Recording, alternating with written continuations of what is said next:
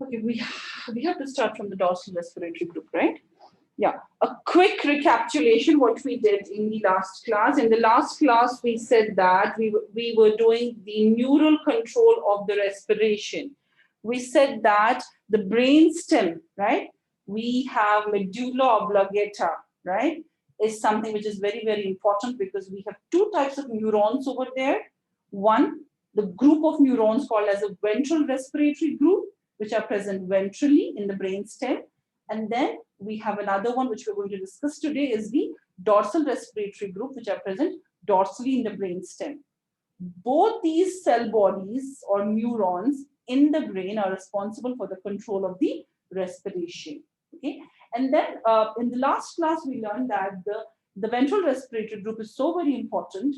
Why? Because it sets the basic rhythm of the respiration. When we say 12 to 15 respiratory rate per minute or 12 to 20 respiratory rate per minute, so this rhythm is set by the ventral respiratory group. That is why we have been calling it as a pacemaker cells, right? Because they can, the way we spoke about SA node, right? Or AV, SA node and AV node, and especially the natural pacemaker, SA node in the heart. Similarly, these neurons are responsible for setting the basic rhythm because they have a control over the respiratory muscles, be it your external intercostals, raising the rib cage, or your diaphragm. Okay? It gets flattened when we take the air in, becomes dome shaped when we exhale out, right? Other than that, the accessory muscles, right, which we use during forceful expiration, like your rectus abdominis muscle, the oblique muscles, external and internal obliques, right? Or if I'm taking air, forceful inspiration, I use the sternocleidomastoid muscle as well, right? So these are like accessory muscles, but the main ones are your diaphragm and the external intercostals, right? During passive respiration, silently respiring. So all these muscles are under the control of a group of neurons called as the ventral respiratory group. That's what we learned in the previous class, right? So in today's class, we will be concentrating upon the other type of a group of neurons called as the dorsal respiratory group. Okay. Now you might think that what is the function of this group? Okay. Basically, what do we have? We have something called as the I think we finished. Did we? I don't think so. We didn't even start. No, I remember it. Rua, don't worry, Rua. I'll mark you present at the end. Just remind me at the end, Rua. Don't worry. Okay? Okay. So in the dorsal respiratory group, what do we have basically? We have something called as they control something called as for example, we have chemoreceptors. Okay. And then we have the stretch receptors, right? So basically, you know that the way we spoke about other things like, peripheral control. If I touch a hot object, I do have, pain receptors in my fingers, which take the information, isn't it? To the brain. Okay. Similarly, throughout my peripheral nervous system, right? Not the central one, for my peripheral nervous system, I have stretch receptors or the chemoreceptors. What is the function of stretch receptors? Stretch receptors, we have them in the alveoli, in the bronchioles, in the bronchi. Okay, especially in the alveoli. What is the function of these stretch receptors? The function is, for example, as I'm inspiring, I don't want my alveoli to get overinflated. Imagine you're blowing a balloon, right? What happens if you try to blow it a little more air into it? At the end, what happens? It pops up, it bursts, right? So same thing. So we don't want, as I'm inspiring, I don't want my alveoli to get overinflated, right? So we do have some stretch receptors within this alveoli, and their main function is to bring the information to what? To the dorsal respiratory group, right? So the moment they get overinflated, another process called as an expiration is started. So we don't inspire more and I start, okay, the expiration is going to start. This will help what? This will help in protecting our alveoli. So imagine if you have such kind of receptor within a balloon. You blow a balloon and that receptor tells you that, okay, khalas, now over. If you put the air more in, it's going to get bursted. Imagine something like that you have in the balloon. Right? But we do have these stretch receptors. They bring the information to this group of the neurons. It further brings the information where? To the ventral respiratory group, right? Remember I told you that ventral respiratory group is the main control center, right? So they further bring the information to the ventral respiratory group. And it will soon surpass or stop the process of inspiration and start the process of expiration. That's one thing, okay? So stretch receptors. Online people, did you all understand? Yes. Yes, doctor, thank you. Okay, alhamdulillah. Okay, and then we have, other than that, we also have chemoreceptors. Now, chemo is like a chemical, isn't it? So what are the chemoreceptors? We have them in the peripheral nervous system, wherein their main function is to actually inform the brain about how much O2 we have, the concentration of O2 in the blood, the concentration of what? CO2 in the blood. What is the pH of the blood? Because you know that we cannot afford to have low or high pH. Low pH is acidosis and high pH is alkalosis. We want to have a pH of about 7.45, right, in the blood. So anything below this will be acidosis, okay, and anything above it will be alkalosis. So minute variations is okay, but the moment homeostasis is lost, your respiratory system and the kidneys will respond to bring it back to the normal 7.45. Okay, so the function of chemoreceptors are to tell the brain, okay, this is the pH, normal pH. This is the amount of O2. This is the amount of CO2 in the blood. Constantly, this information is sent to the dorsal respiratory group, which will further communicate it to the ventral respiratory group. So we have two types of receptors, right? One, we have receptors present in the brain, like central chemoreceptors, okay? And then the peripheral chemoreceptors, which are present in the aorta and the carotid artery. Remember the carotid artery? Yes. Especially in the aortic arch. Remember the aortic arch? Right? So if you remember, we said this is the aortic arch, right? Yes. So in the aortic arch, we have something called as the, a kind of neuron. They're neurons by the end of the day, right? The receptors. So we have the aortic bodies, we call them. Okay. So their function is, now these aortic bodies, because it's an aorta, it's a carotid artery. So what will we expect more? Oxygen or carbon dioxide?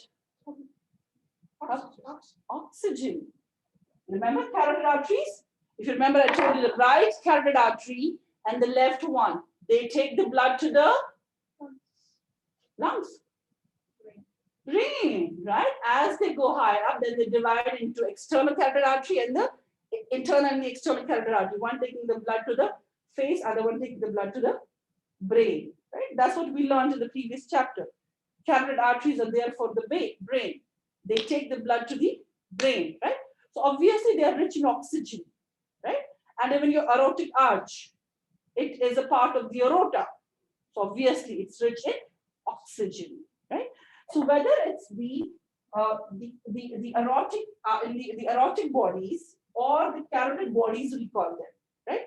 Both of them are the receptors whose main function is to tell the brain that what is the amount of oxygen present. So these two, they regulate what? The amount of O2 present in the major arteries of the body. One is the aortic arch or the aorta.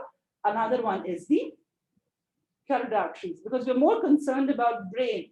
If you remember, I told you brain cannot stay without oxygen for even a few seconds, right?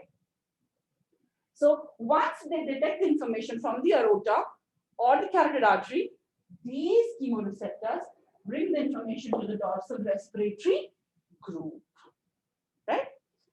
So brain is constantly being informed what is happening about oxygen, what is happening about pH, what is happening about carbon dioxide, okay? And then we have the central receptors, okay? Central chemoreceptors. Central chemoreceptors are present in the medulla oblongata, right? Again, the medulla, right? And their function is to monitor the amount of pH and the amount of carbon dioxide in the blood. Remember cerebrospinal fluid? I'll show you the diagram. Remember this one, this diagram in the chapter number 7, right? So look at this, right? So what the amount of carbon dioxide in this, right? It's going to constantly bring the information where? To the medulla oblongata, right? To the dorsal respiratory group, which will communicate this information to the ventral respiratory group. What is happening there? How much CO2 is there in the blood? How much O2 is there in the blood? What is the pH of the blood, right? And similarly, I just showed you here the oxygen sensors, right? Isn't this an aortic arch, right? So in the aortic arch, and the second one I told you here, in the common carotid arteries. There also we have these chemoreceptors which bring the information about oxygen, okay? And finally sends that information again to the medulla, right? Then we already know that ventral respiratory group has a control over what? The diaphragm and the external intercostals. So accordingly, your breathing pattern will be changed. So that's why sometimes we breathe heavily, sometimes we breathe fast, sometimes we take long breaths, sometimes we breathe frequently, right? So this is based, the breathing pattern is changed based on what is being informed to the brain about what is happening in the body. Are we okay, everyone, online? Do we have any questions? Clear, doctor. Got it, right? So did you understand what are chemoreceptors, what are stretch receptors? So we have two types of chemoreceptors, right? One present centrally in the medulla oblongata, and the other one, as I said, that they are present in the aorta, right? As well as in the carotid arteries, right? Because it's very, very important to inform the brain how much oxygen is present in the, sometimes, you know, if the O2 is depleted in the blood, you take a long sob, like, so that means what did you do? You took a mouthful of O2 in your mouth. Why did you take a mouthful of O2 in the, this all initiated in the brain, because your brain was informed that you have less O2 in the blood. Right? This is a neural control. So peripheral chemoreceptors are responsible to changes in the blood levels of oxygen, carbon dioxide, and pH. Isn't it? So pH is basically H positive ions or bicarbonate ions as well. Isn't it? So then other than that, what about pons? So medulla is like a main guy, main respiratory center. But then what is pons doing? We also say that we have some neurons in the pons. They also control the respiration, but what do they control, right? Their main function is to communicate everything to what? VRG. Right? He's the boss. He's the boss. He's like the dean of the college, right? So other than that, the function of the pons is that whenever we, see, we follow a particular rhythm in breathing. It's a rhythmic, like I might breathe for 2 minutes, like for 2 seconds. Then there's a pause, then I breathe out for 3 seconds. Right? So there's a rhythm, right? 2, 3 seconds, 2, 3 seconds. So this timing is maintained by what? By your pons. Okay, for how long you need to breathe in, for how long you need to breathe out. Right? This timing is set up by your pons. Sorry? And the medulla slide, you wrote that it controls the rhythm of the breathing. Yes. So it's basically medulla is the one which controls, but monitoring is done by the pons. If you see here, it communicates the information where? To the VRG. Isn't it? So he's the main guy, right? But what is happening? Through the pons, all this is happening. And not only that, the speed of respiration, right? That is set up by pons. Or sometimes you're singing, when you're singing, it's all about controlling your breathing movements, right? For certain things, you have to go, you need to modulate your voice based on your breathing pattern. Because if you remember, we spoke about, we do have here what? We have a pair of vocal cords here. Remember the glottis, the vocal cords, they will vibrate only when we breathe in, isn't it? So based on that, they will vibrate, right? So you're singing, you're talking, or you're exercising, you're running. So whenever there's any breathing pattern change, right, it is basically controlled by pons, but sends the information where? And it's because, remember, the control, the remote control is with the VRG. So it's the VRG which is controlling my muscles, not the pons, right? So that is what, that's the job of the pons. Are we all okay, guys? Doctor, Yes, dear. does it take the information to the medulla? It gives the information to the medulla. As I said that, it communicates, it gives information to the medulla because it's the medulla, it's the ventral respiratory group which has a control over your muscles, right? Which stimulate, because by the end of the day, whether we talk about external intercostals or the diaphragm, they're skeletal muscles, aren't they? So they cannot contract without the what? Stimulus coming from the motor neurons, right? And it's the ventral respiratory group, the medulla, which is going to control these muscles. Did you understand? So the ventral respiratory group is only consist of medulla? Sorry? The ventral respiratory group, does it only consist of medulla? I didn't understand what she's saying.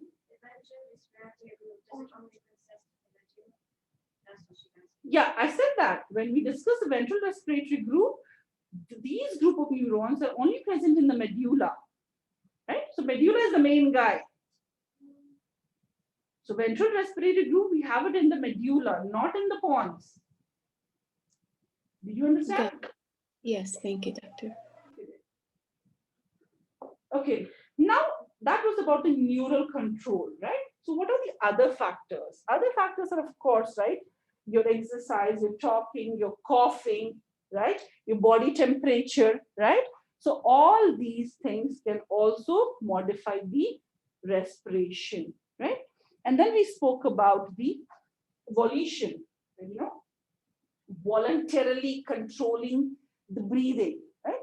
Sometimes, I don't know whether you have done it or not, but I have done it a lot with my cousins and, with my brother, back when I was a child, okay, let's say who can hold the breath for a longer time.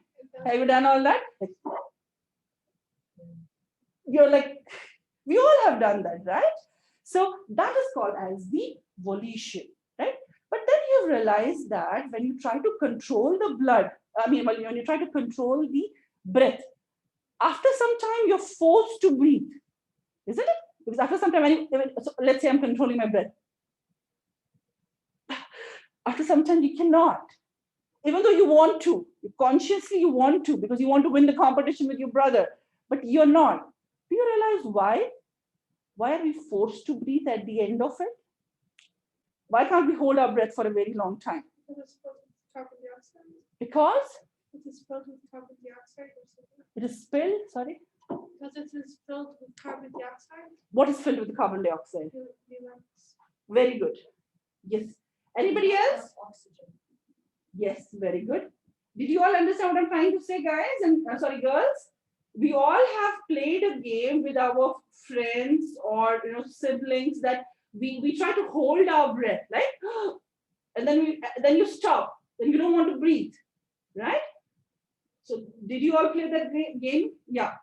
Yes, right? But then my question is, what forces you to breathe at the end? That's my question to everyone. What do you think? Because we need oxygen. Because we need oxygen. The oxygen is depleted in the blood. Very good. Other than that, oxygen becomes low. Okay, very good. Yes, Lara, Hannah, we need to give out CO2. pH is low. Very good. All of you are correct. Yes, Mariam, Hannah, Lara, you all are correct. See what happens when I'm voluntarily controlling my breath. Like, I'm not exhaling out. I'm not exhaling out. Even though my oxygen is being still, it's being diffused into the blood, because remember the dead space volume, right? We will still have some amount of O2 present in the lungs, right? But as I'm not breathing, what is happening? Slowly and slowly, carbon dioxide is building up in my blood, right? So what happens as CO2 is building up in my blood, because I'm not exhaling out, right? So there's CO2 increase. When CO2 increases, remember, CO2 is converted into bicarbonic acid, right? So carbonic acid will increase. As carbonic acid will increase, what is happening? It gives off what? Bicarbonate ion and the H positive ion. So increase in H positive ion. Increase in H positive ion means what? Your pH is going to get lower. This is the stimulus. This is more important than the oxygen one, not having enough oxygen. Right? So as your pH decreases, because we don't want to have low pH in the blood. This will be acidosis, isn't it? It will cause acidosis for time being. And acidosis can be very, very fatal for the proteins which are everything for the blood. Remember the plasma proteins, the globulins which live in the plasma, right? So that is, and the proteins can be denatured at low pH, isn't it? There was a question also in biochemistry about the temperature, right? So this is the reason why we are, so the moment I don't breathe out, my carbon dioxide buildup increases, which increases my H positive ions. H positive ions decreases my pH, and the information is sent to the brain. But where?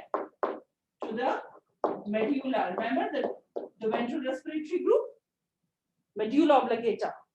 But then your conscious mind, your cerebrum says that I want to win competition.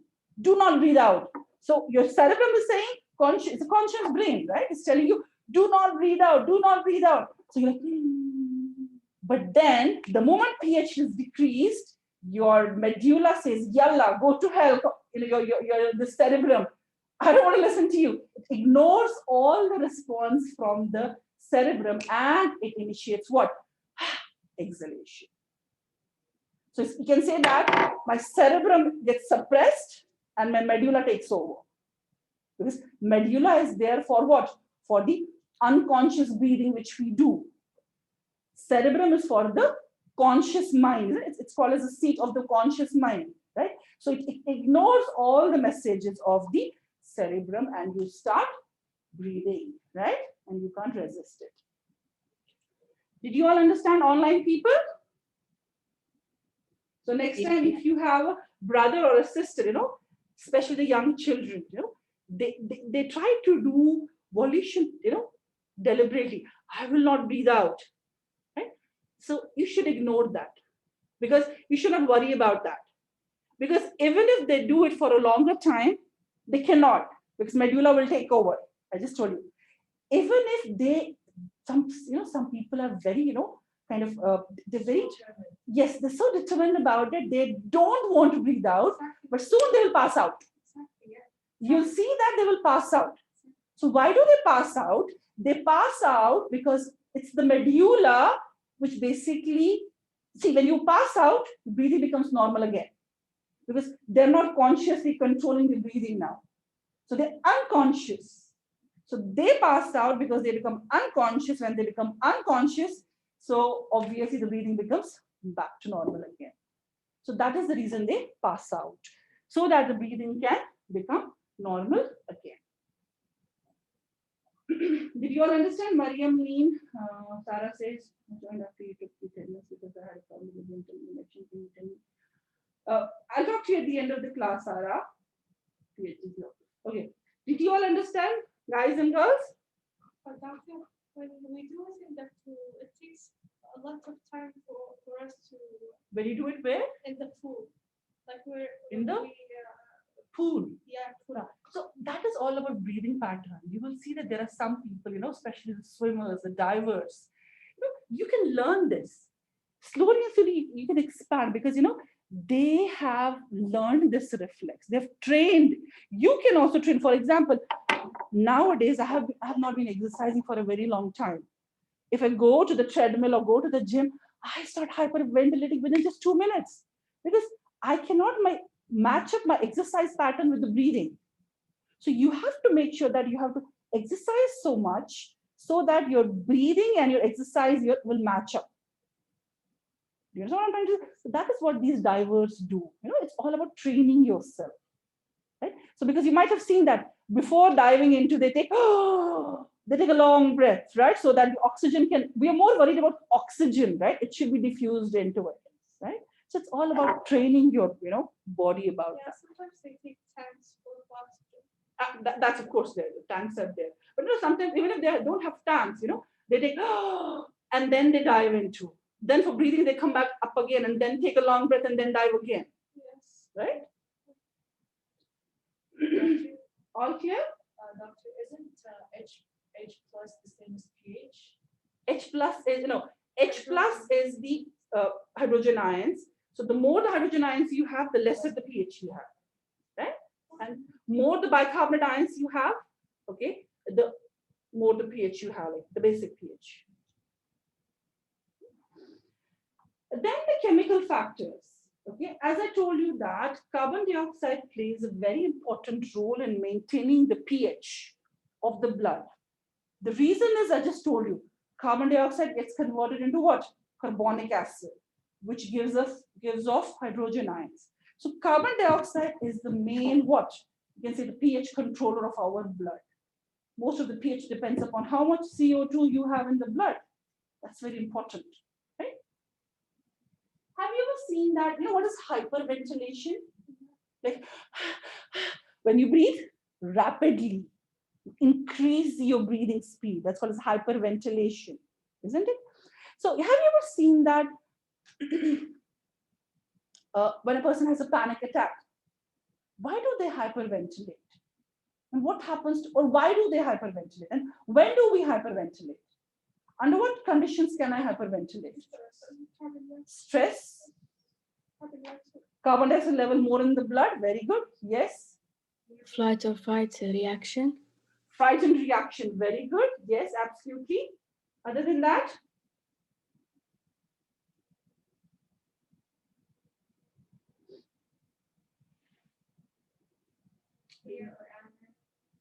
anger, absolutely. See, what happens basically, for example, if someone has a panic attack, okay? So if someone has a panic attack, so that means she is hyperventilating. If you see a person, she has a panic attack, she's hyperventilating. As she's hyperventilating, what's she doing basically? She is blowing off what? More CO2. Like, more CO2 is getting what? Blown off from the blood. So if my more CO2 gets blown off, what is happening? That means I might, if she continuously do this for a very long time, she might have an alkalosis. What is alkalosis? Increase pH. Increase in the pH. Do you understand? So that is why hyperventilation, or Isn't this hypo when outflows? when it is the see, both of them are you know, you have there's a small, you know, a very narrow line between that. If a patient has acidosis, okay, understand properly. Acidosis means what? She has no more carbon dioxide, because that means she has more what? H positive ions in the blood. That means she has what? More CO2 in the blood. More CO2 in the blood will cause what? Acidosis. Isn't it? Because pH will decrease. Now, if this is the condition, if I have acidosis in the blood, right? As soon as this less pH is detected by the chemoreceptors in the brain, right? Soon the information will be given to the medulla oblongata, and medulla oblongata will control my breathing rates. I will do what? What should I do if I have acidosis? My breathing rate will increase. This will happen automatically. I don't need to worry about it. This will happen automatically. So if a person has acidosis, information sent to the brain, and how will a person respond? By simply increasing the breathing, like my carbon dioxide is getting what? Depleted in the blood, it's being reduced in the blood, automatically pH will start increasing.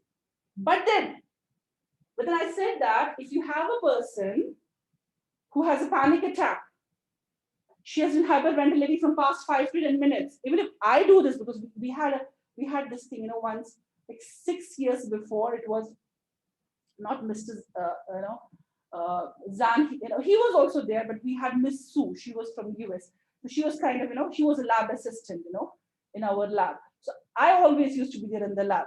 So we had a student, you know, so we were doing the same experiment, you know, hyperventilation and hypoventilation, and then seeing on the spirogram, you know, amount. So I just told her, maybe she told her, start hyperventilating for a very short period of time. We didn't want her to prolong it. We just wanted to show her on a spirogram what happens. Okay.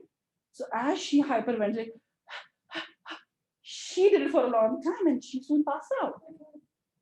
So you're not supposed to, even if don't do it, you know, don't do it, because the moment you do it for a very long time, because I want some amount of CO2 to be there in the blood. It's going to help you with my pH. So if you do hyperventilate for a very long time, that means you're blowing off more carbon dioxide. That means there is less what? H positive ions. That means there's a chance of having what? Alkalosis. Now you might think that why did she pass out? And you might have even seen that if a person is hyperventilating, right? She might pass out. The reason of passing out is if we have less CO2 in the blood, because of less CO2 and because of more O2. Think once again, if I'm hyperventilating, I'm not only blowing off more carbon dioxide, I might have more oxygen in the blood, isn't it? As I have less CO2, more O2 in the blood, it is going to make the blood vessels of my brain what? Constrict. Vasoconstriction in the blood vessels of the brain. As my blood vessels are constricted, less O2 to the brain, ischemia to the brain, right? And that is why they pass out. So before they pass out, it's your duty, if you are a doctor, just tell them to breathe in where? Give them a paper bag. Isn't it? So give them a paper bag. So that's what we did in the lab, you know, before I called anybody in the, you know, I just gave a paper bag. And so when they exhale out carbon dioxide, they take the same carbon dioxide back in, right? Or just tell her to breathe like this. So what is happening? As she's giving off the carbon dioxide, she's taking that back in, right? So this will increase the amount of CO2 in the blood, and this is basically, she might not pass out because of that. So that's why hyperventilation is cold or something. That's why? That's why we hyperventilate when it's cold or something. like that. Yes, cold has not only cold can also cause apnea. Sometimes try to dive in a pool of water which is extremely cold. You feel like you might get a temporary apnea, right? You might stop breathe for some time because cold water. Yes, guys, do you all understand, or I'm talking to these guys only? No, we're with you, doctor. Can hear you. You are in the loop, right? You all understood what we were talking about. Alhamdulillah. Right? So you all understood what happens if you have a patient who is hyperventilating. You know that she might pass out because she is giving off more carbon dioxide, right? As she is giving off more carbon dioxide, the amount of carbonic acid is becoming what? Less in the blood. The amount of hydrogen ions is becoming less in the blood. That means she is going more towards what? She is going more towards the, alkalosis, isn't it? Because of less H positive, okay, means that she has more what? Bicarbonate ions. She is going more towards the alkalosis. Then I said that having less CO2 in the blood, or more O2 in the blood will cause what? The vasoconstriction of the blood vessels of the brain, right? So which might deplete the amount of O2 to the brain. As a result, she might pass out, or she might get a syncope. She might pass out. So when she passes out, this is like a natural mechanism, a homeostatic mechanism. When she will pass out, automatically she will not hyperventilate, isn't it? She will come back to the normal. Her breathing will be back to the normal. So that is why if you see a patient like this, just quickly give them what? A paper bag, or just ask them, to puff her hands like this, and then ask her to breathe like this. So she will be soon all okay. Okay, dear? This was about hyperventilation, and in the hyperventilation, what happens? The blood. So hyperventilation is like you're breathing more. What? Slowly. You're not blowing more carbon dioxide off, right? So as a result, the blood can become more what? Alkalosis. Okay. So shallow breathing. So slower breathing allows CO2 to accumulate in the blood, right? So both of them are not good, right? So neither we should hyperventilate nor we should hypoventilate. The breathing should be absolutely. Did it explain the emotional factors? Emotional factor is something like, of course, I think we discussed that when you cry, happiness, your emotional factors, right? So yeah, crying, excitement, fear, you are happy, you got good grades in biochemistry, automatically you see your breathing rate might increase, isn't it? Right? Or you're sad about something, so your breathing will become more slower and more shallower, isn't it? So these things also have the control over the breathing. Okay? Any other question? Any question about today's lecture? So with that, we finished the respiratory system. In the next class, we'll talk about digestive system. So when someone is strangled, do they die with lack of oxygen or CO2 not going down? See, when someone is strangled, the first thing is that, their medulla oblongata, the respiratory center, it's not about carbon dioxide or oxygen, Tanya. When somebody is strangled, it's basically their respiratory. You see, when they're strangled, their respiratory center is blocked, right? Remember, I told you the brain stem is very, very important because it has its respiratory control. So even though you might think that their larynx, the cartilages in the larynx might break, or the oxygen did not reach to the body, but it is basically actually the rest of because when they're strangulated, it's this one which has been which has been affected. The parts? Not pons, the medulla oblongata, the main respiratory center, the ventral respiratory group of the neurons. So the respiration is cessed, they're not able to respire, not because oxygen is not going in, because your respiratory system has been their respiratory control is arrested, right?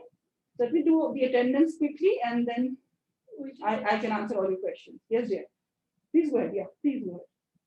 I'm listening. No, You did the attendance. yeah, we- Oh, then you're fine. Yeah. Yes. Any more question, ladies? Yes. And you, do you have questions? Are we all okay, ladies?